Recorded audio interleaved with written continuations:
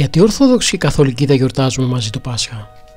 Το Πάσχα των Καθολικών είναι ένα καθιερωμένο τετραήμερο για τις περισσότερες χώρες της Ευρώπης. Γιατί όμως η ημερομηνία αυτής της γιορτής είναι διαφορετική για τις δύο εκκλησίες? Την απάντηση θα πρέπει να αναζητήσουμε στις παραδόσεις των Εβραίων, οι οποίοι χρησιμοποιούσαν το σεληνιακό ημερολόγιο που βασιζόταν στον κύκλο της σελήνης. Εκείνα τα χρόνια γιόρταζαν το Πάσχα στις 14 του μήνα Νισάν, που ήταν η πρώτη μέρα της Ιαρνής ημερίας ή η μέρα αμέσως μετά από αυτήν.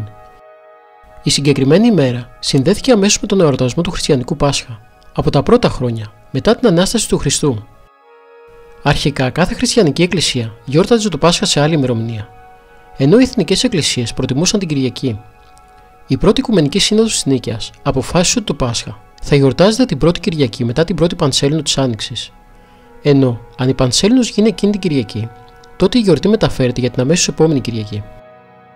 Έτσι, χριστιανικό και εβραϊκό Πάσχα δεν θα συνέπιπταν ποτέ. Οπότε, για να υπολογιστεί η ημερομηνία της Ανάστασης σε ένα έτος, αρκούσε η ημερομηνία της πρώτης Ιαρνής Πανσελίνου.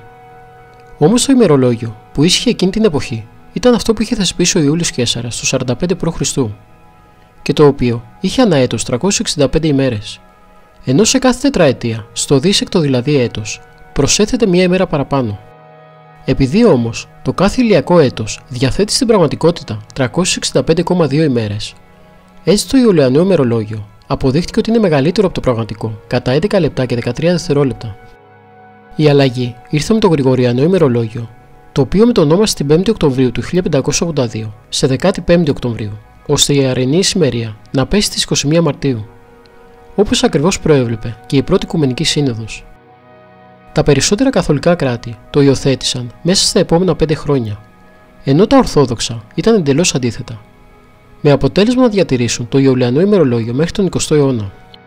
Στην Ελλάδα, το Γρηγοριανό ημερολόγιο ήρθε στις 16 Φεβρουαρίου του 1923, ενώ η Ελληνική Ορθόδοξη Εκκλησία, σε αντίθεση με το κράτος, διατήρησε το Ιουλιανό ημερολόγιο μέχρι το 1924, όπου και τελικά ταυτίστηκε με το πολιτικό για να ενισχύσει τις ακίνητες εορτές. Το Πάσχα όμως εξακολουθεί να υπολογίζεται με βάση το Ιουλιανό σύστημα, όπως άλλωστε και όλες οι υπόλοιπες κινητές γιορτές.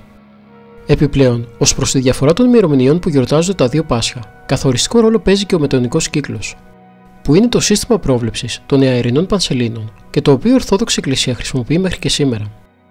Οι Καθολικοί λοιπόν γιορτάζουν την Ανάσταση σύμφωνα με τον κανόνα της πρώτης Οικουμενικής Συνόδου, όμως υπολογίζουν την Πανσέλινο σύμφωνα με το Γρηγοριανό ημερολόγιο, μαζί με το σφάλμα που φέρει το μετωνικό σύστημα, προσθέτοντας ορισμένες ημέρες, με αποτέλεσμα η Καθολική Πανσέλινος να είναι πιο κοντά στην αστρονομική από ότι η Ορθόδοξη. Καθολικοί και Ορθόδοξοι γιορτάζουν μαζί το Πάσχα μόνο όταν η μητώνια Πασχαλινή Πανσέλινος συμπέσει από την Κυριακή μέχρι το Σάββατο της ίδιας εβδομάδας. Οπότε την αμέσως επόμενη Κυριακή είναι το διπλό Πάσχα. Το φαινόμενο αυτό προβλέπεται να συμβεί το 2025 στις 30 Απριλίου. Συνολικά για τον παρόντα αιώνα θα υπάρξουν 31 έτη με κοινό εορτασμό του Πάσχα για τις δύο εκκλησίες, ενώ κάθε αιώνα θα συμβαίνει όλο και πιο σπάνια αυτό.